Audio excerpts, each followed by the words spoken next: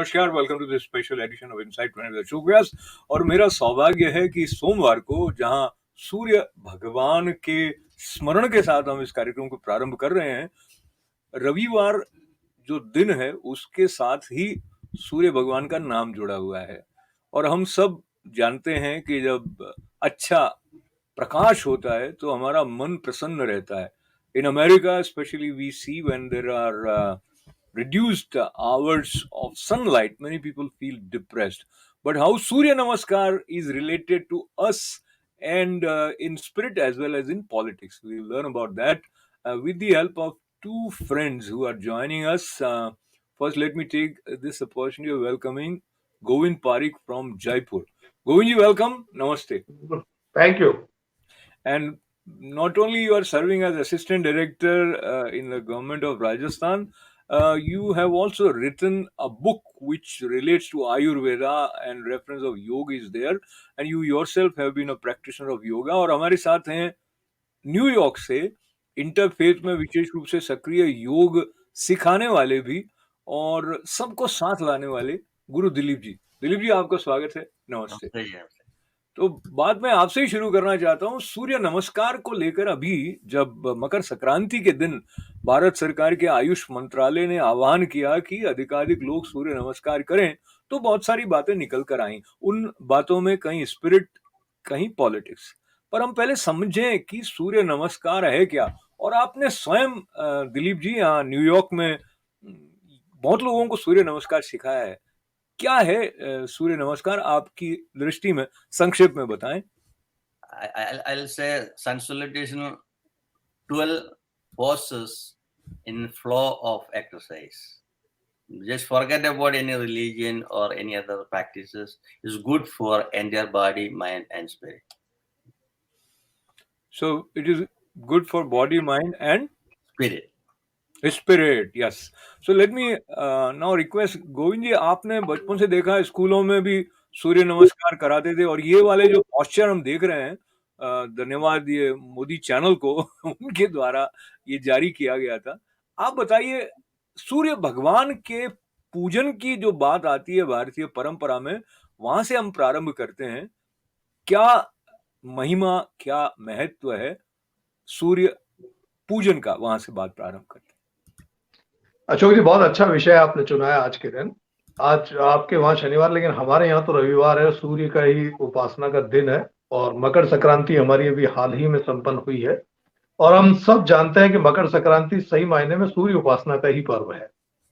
सूर्य भारतीय परिवेश में, अगर भारतीय आध्यात्मिक परिवेश में अगर बात करें, तो हम सूर्य के उपासक हैं।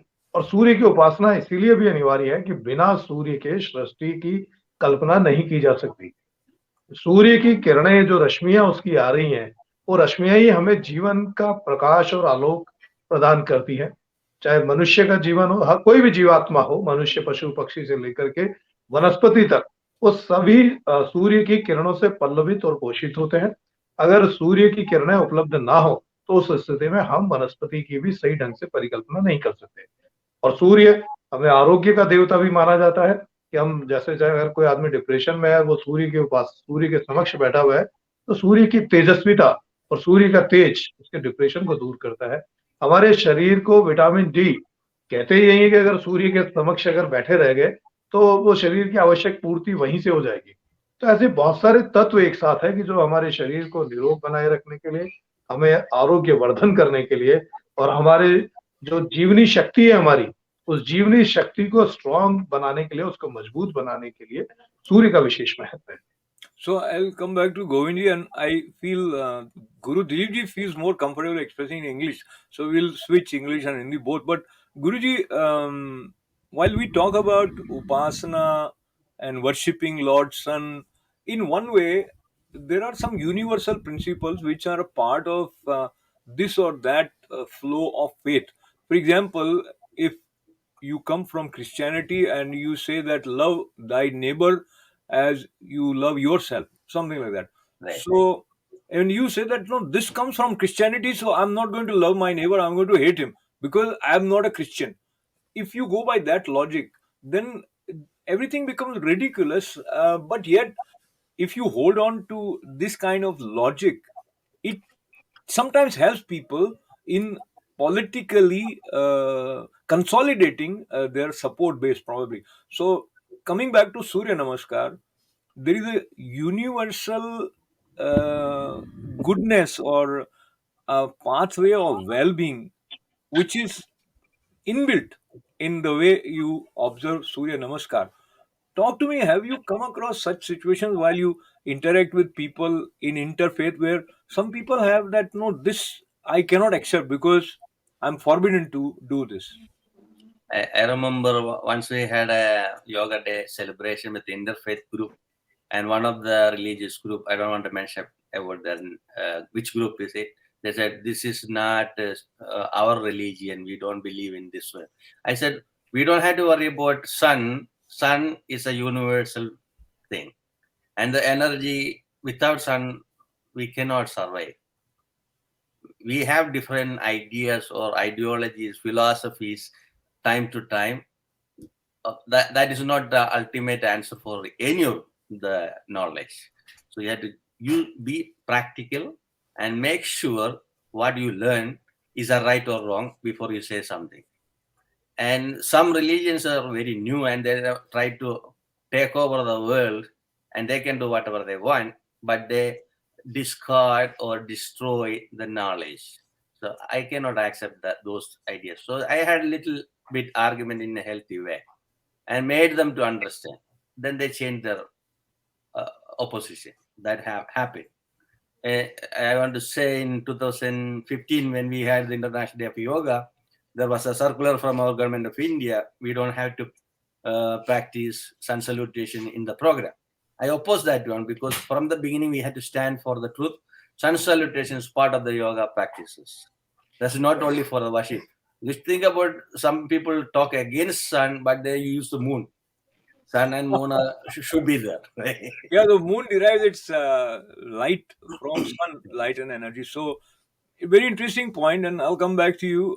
Govind ji, आयुष मंत्रालय ने मकर संक्रांति के दिन ये आह्वान किया कि अधिकाधिक लोग सूर्य नमस्कार करें, और जब आयुष मंत्रालय ये आह्वान कर रहा है तो उसके पीछे तो हेल्दी लाइफस्टाइल को प्रोपोगेट करने की मंशा है, पर उसको ऐसे इंटरप्रेट किया गया कुछ राजनीतिज्ञों द्वारा कि ये एक विशेष क्या हिंदू धर्म को आरोपित करने का एक ढंग है। आपने क्या इसके बारे में सोचा? और हम दोनों तरफ जाएंगे, इन स्पिरिट क्या बात होती है और इन पॉलिटिकल प्रिज्म उसका क्या मतलब निकलता है। Talk to me. इस मकर संक्रांति, आयुष मंत्रालय, और आप भी स्वास्थ्य के साथ बहुत घनिष्ठ संबंध रहा है आपका। अशोक जी, सही मायने में आयुष मंत्रालय ने बहुत अच्छा निर्णय लिया। आज के परिवेश में योग, आसन, प्राणायाम और उसके साथ साथ सूर्य की किसी न किसी वे में सूर्य के प्रति उपासना, इन सबको जॉइंटली हमारी नई जनरेशन तक पहुंचाना बहुत जरूरी है।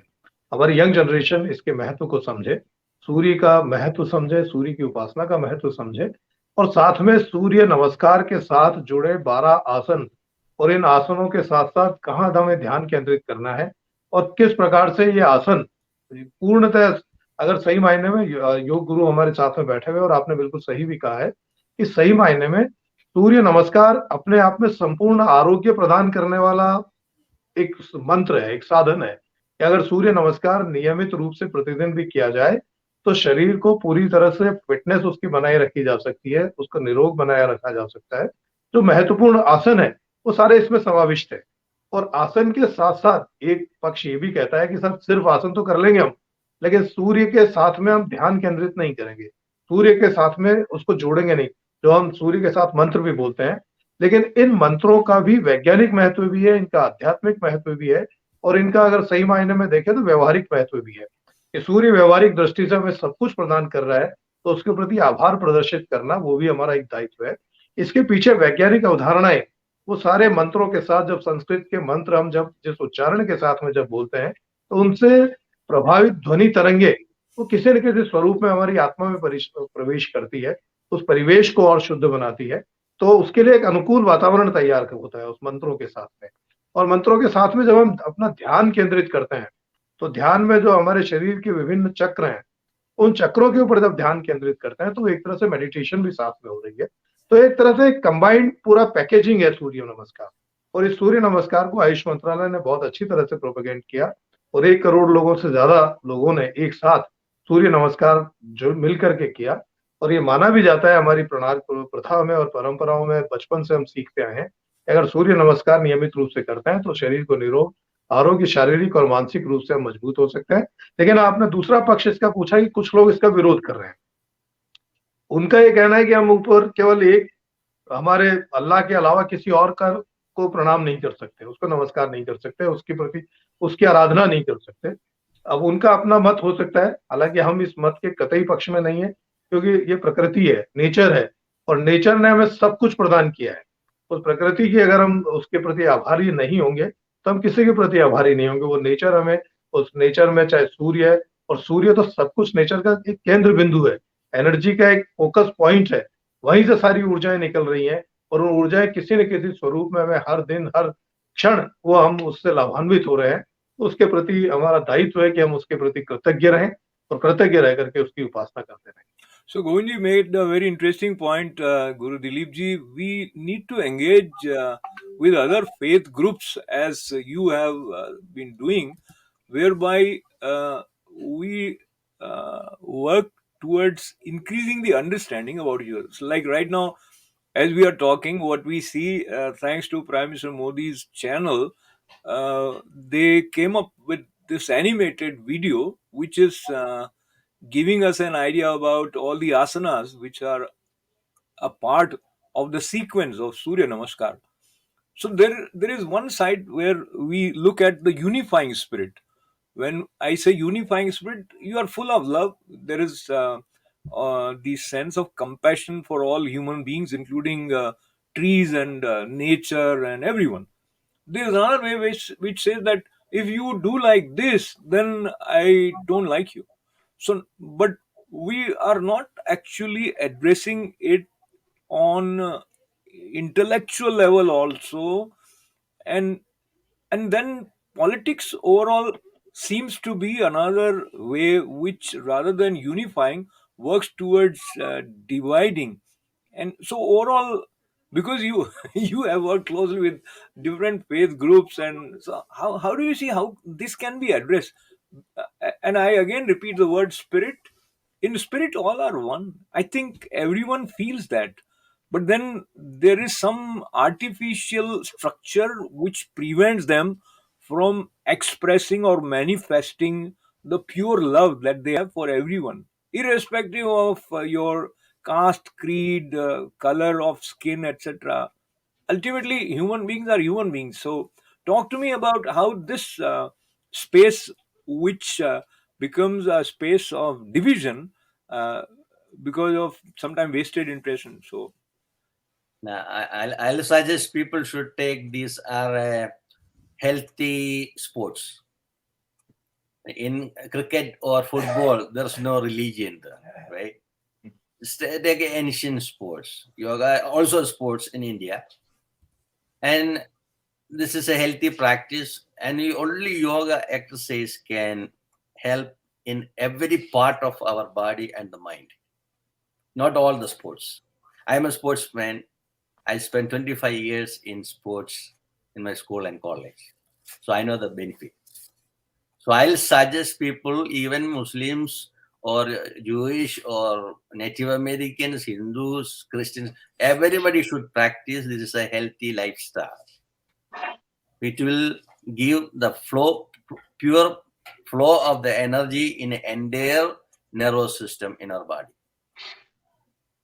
So rather than looking their politics, or I don't like this person, so I will oppose them. That's not a correct. I heard some people are talking against this sun salutation movement, this 21 days challenge in Kashmir and other places. I think they are looking for their own political benefit rather than thinking about this benefit for people.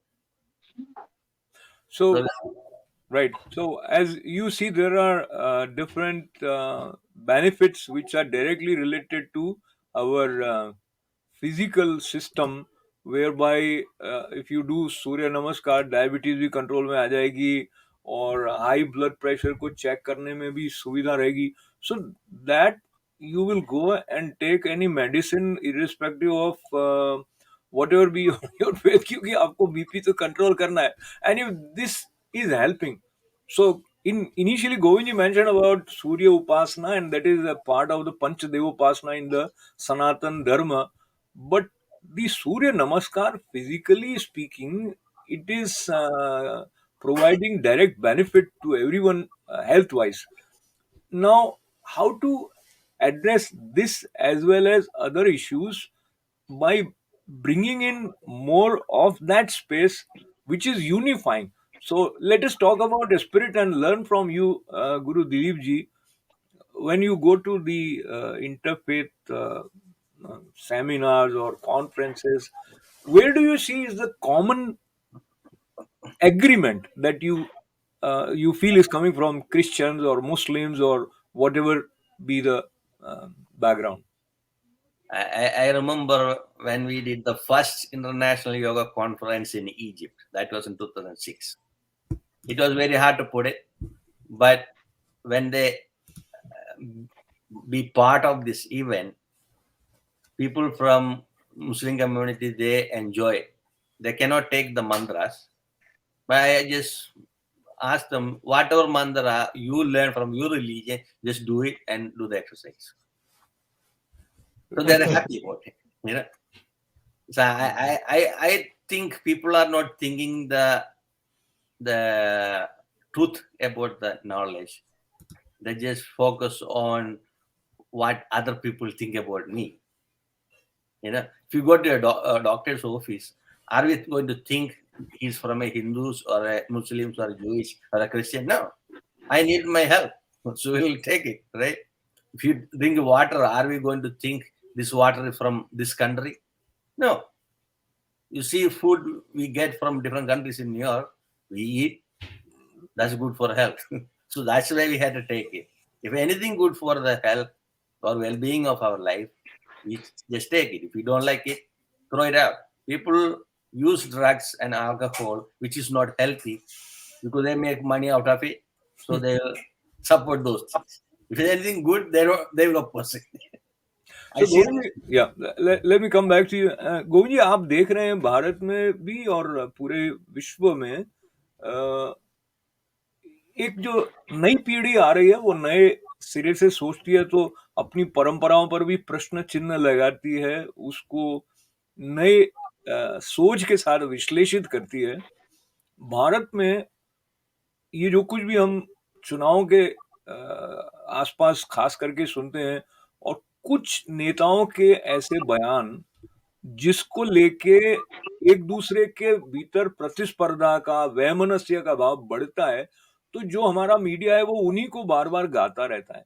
तो उसको अलग रखते हुए आप अपने अनुभव में देखते हैं, मैं भी अभी कुछ समय पूर्व भारत में था, मुझे ऐसा लगता है कि एक समन्वय का भाव भारत में जो भारत की आत्मा के साथ जुड़ा हुआ है, वो वैसे के वैसे है. वो अगर वैसे के वैसे नहीं भी है तो मोटा-मोटी है वो. तो उस तरह की बातों को बढ़ावा देने के लिए क्या किया जाना चाहिए जो कि सबको समीप लाने वाली, जो कि समन्वय और एकता को बढ़ाने वाली है? अशोक जी, सही मायने में जैसा अभी योग गुरु जी ने कहा था, सही मायने में भारतीय संस्कृति वो एक विशाल संस्कृति है, कश्मीर से लेके कन्याकुमारी तक. और अगर हम पाकिस्तान और बांग्लादेश को भी जोड़ दें तो कहीं न कहीं वो भी भारतीय संस्कृति के ही कुछ हिस्से रहे हैं. इस्लाम में कन्वर्जन हुआ, जबरदस्ती से हुआ, क्यों हुआ, कैसे हुआ, वो अलग बात हुई. लेकिन भारतीय संस्कृति बहुत विशाल है, और इतनी विशाल है कि उसमें विशालता के साथ-साथ उसकी अपनी एक विशेषताएँ इतनी ज़्यादा है कि उन विशेषताओं के कारण वो संस्कृति अक्षुण्य बनी हुई है और बनी हुई रहेगी. उसमें परस्पर समन्वय का भाव भी है, परस्पर उसमें एक दूसरे का सहयोग देने की भावना भी है, और एक दूसरे के साथ सामंजस्य पूर्वक तरीके से आगे बढ़ने की प्रेरणा भी साथ में शामिल है. और उस भारतीय संस्कृति में हम ये भी देखते हैं कि हम प्रकृति की उपासना करते हैं, और प्रकृति की उपासना इस स्वरूप में करते हैं कि आज अगर आप देखते हैं कि हम सूर्य की उपासना भी करते हैं, चंद्रमा की भी उपासना करती है हमारी महिलाएं, चंद्रमा का व्रत करती है. हम पहाड़ों को भी पूजते हैं, गोवर्धन जी की पूजा करते हैं. हम वनस्पति पेड़ों की, नीम की, आंवला की और तुलसी की भी पूजा करते हैं. हम गंगा और यमुना की भी पूजा करते हैं. तो ये सब कुछ जो एक नेचुरल, एक जो हमारे एनवायरनमेंट के लिए जितनी चीजें आवश्यक है, उन सब के महत्व को भारतीय संस्कृति ने समझा और समझने के बाद उनको विशेष महत्व दिया। ये जो आप कहना चाह रहे हैं कि हमारी यंग जनरेशन उससे कैसे दूर होती जा रही है, हम जो मंत्रों का उच्चारण की भी बात हो चाहे, तो इन सब के पीछे वैज्ञानिक अवधारणाएं हैं। और थोड़ी-सी कमी हमारी ये रही कि उस वैज्ञानिक अवधारणाओं से हम थोड़ा-सा दूर हट गए। हम हमारी यंग जनरेशन को हम खुद नहीं समझ पाए कि इसके पीछे की वैज्ञानिक अवधारणा क्या है। मकर संक्रांति की जैसे पर्व की बात करें, मकर संक्रांति सूर्य उपासना का पर्व हो गया। उस दिन तिल के लड्डू और गुड़ और तिल का इस्तेमाल होता है यहाँ पर। साउथ में अलग तरीके से पोंगल के ऊपर अलग तरह की चीज़ें होती हैं। हर जगह असम में बिहू है, पंजाब में लोहड़ी है। तो ये हर्ष और उल्लास जीवन में प्रकट करते हैं। और उसके साथ-साथ इसके पीछे वैज्ञानिक अवधारणाएँ, मकर संक्रांति के दिन सूर्य उत्तरायण में प्रवेश करता है। भीष्म के लिए कहते हैं कि उन्होंने अपनी मृत्यु का इंतजार किया, जब सूर्य उत्तरायण में जाएगा तब मैं शरीर त्यागूँगा। तो इसके पीछे की बहुत सारी वैज्ञानिक अवधारणाएँ जिनको हम भूल चुके हैं। मंत्र उच्चारण से उत्पन्न होने वाली ध्वनि से होने वाले प्रभावों के बारे में हमें जानकारी नहीं है, जो वैदिक मंत्रों के उच्चारण से हुआ करती थी। So, मेरा कहने का आशय ये है कि अगर इन सब वैज्ञानिक अवधारणाओं को, चाहे सूर्य नमस्कार के साथ जुड़ी हुई वैज्ञानिक अवधारणाएँ हैं, वो मेडिटेशन से जुड़ी हुई अवधारणाएँ हो सकती है, वो हमारे सब चीज़ें एक जो पैकेजिंग कंप्लीट पैकेजिंग है, उस वैज्ञानिक अवधारणाओं के बारे में जब हमें और हमारी यंग जनरेशन को पता चलेगा, तो शायद हम गंभीरता से उन सब का पालन करना शुरू करें। So, Guru Dilip ji, Govind ji made many important points, and that kind of inspires me with a lot of questions. But we have limited limited time. So, what he's saying, even if you come up with a scientific explanation of the practice, someone may say that because it belongs to Hinduism or it is a part of Sanatan Dharma, so I'm not going to accept it. So that kind of mindset needs to be addressed by being open, or also if you are offering something, it should not come with a sense of ego or that though this is mine so you take it. No, this is good for you so take it. And ultimately you don't have to wear any badge or label that I am doing it because of XYZ, etc. So I'll come back to this off quoted reference that Hinduism is a way of life. Now Hindu dharma and Hindu culture and India, there is so much intertwined space that it is very difficult to differentiate. Even while you are dancing, there is a part of religion which is there.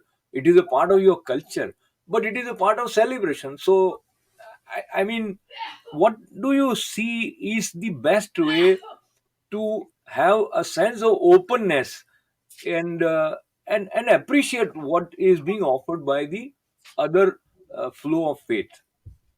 Now, you see, when I put programs, I always use festival name, because every moment is precious for us. We have a short life on this earth. So this is a part we have to bring all the faith come together and share our knowledge and make them to understand. Sometimes when a person is sleeping, easy to wake them up. When they pretend to sleep, very hard to wake them up. So I'll prefer younger generation to learn about all the cultures, and if they want to use scientific method, use it and find out and take its good things. We open Indian culture open for everybody, not only for Indians. So yeah, let me relate to you in my words, words of Mahatma Gandhi ji, who said that I want to make my country a place where winds from every direction would flow, and that would, I mean, every kind of thoughts will have place in India. Something like that, he said.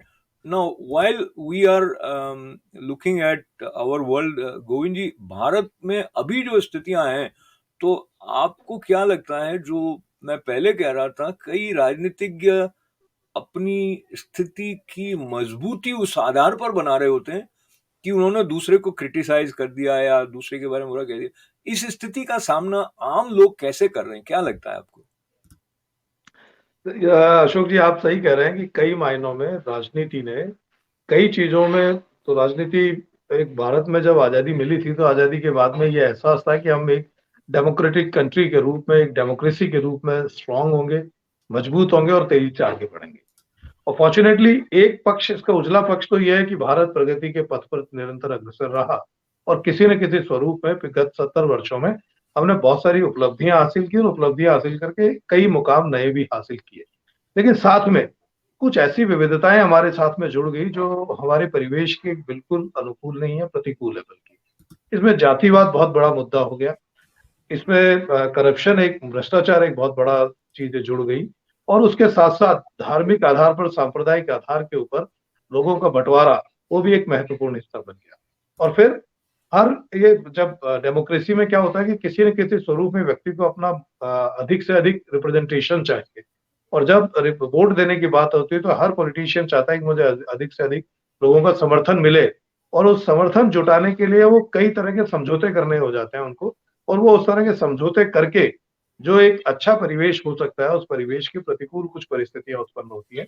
तो उसका नुकसान हमारे यहाँ पर हो रहा है, ये बात बिल्कुल सही है। लेकिन ज़रूरत इस बात की है कि हमारी यंग जनरेशन, और इस सौभाग्य की, फॉर्च्यूनेटली ये अच्छी बात भी है कि अब यंग जनरेशन इतनी आसानी से इन चीज़ों में उलझने वाली नहीं है। जो हमारी यंग जनरेशन बहुत गोविंद समझदार है, बहुत गोविंद तेज़ी sir, से आगे okay. बढ़ रही है और वो आगे बढ़ेगी। आगे बढ़ कर के इस तरह के दुष्चक्रों से निकल कर के देश को आगे बढ़ाने में, सोसाइटी को आगे बढ़ाने में कंट्रीब्यूट करेगी।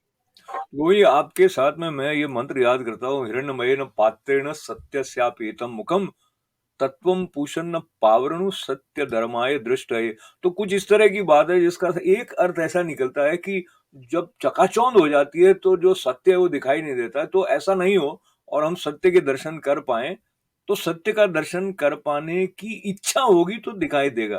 तो वो इच्छा हम इस तरह की बातचीत के द्वारा भी अपने अंदर की जागृत करते हैं कि सबके अंदर जो एकत्व है उसका दर्शन करने की दृष्टि सूर्य भगवान भी देते हैं, क्योंकि वो ये नहीं देखते हैं कि ये गरीब है तो मैं इसको अपना प्रकाश नहीं दूंगा, ये अमीर है तो इसी को दूंगा, इस प्रकार का नहीं है। और एक बहुत सारी प्रेरणाएं हैं जो सूर्य साक्षात देव जिनको हम मानते हैं उनके द्वारा आती हैं, इसमें से अनुशासन भी है। तो समय के साथ अनुशासन में एक एक मिनट अधिकाधिक आप दोनों चलते चलते इस संदर्भ के बारे में और कोई विचार जो आपको लगता है, आप पहले गोविंद जी। अशोक जी, सूर्य नमस्कार के ऊपर चर्चा है। मैं तो निश्चित रूप से मानता हूँ कि हमें खुद भी और हमारी यंग जनरेशन को सूर्य नमस्कार के महत्व को समझ के नियमित रूप से इसका पालन करना चाहिए और न केवल सूर्य नमस्कार, जो भारतीय आध्यात्मिक और सांस्कृतिक परंपराएं हैं, इसको धर्म और जाति से ऊपर उठ करके हम अगर इसका बहुत अच्छी तरह से पालन करेंगे तो हमारे जो सिद्धांत है वो सिद्धांत सर्वव्यापी है।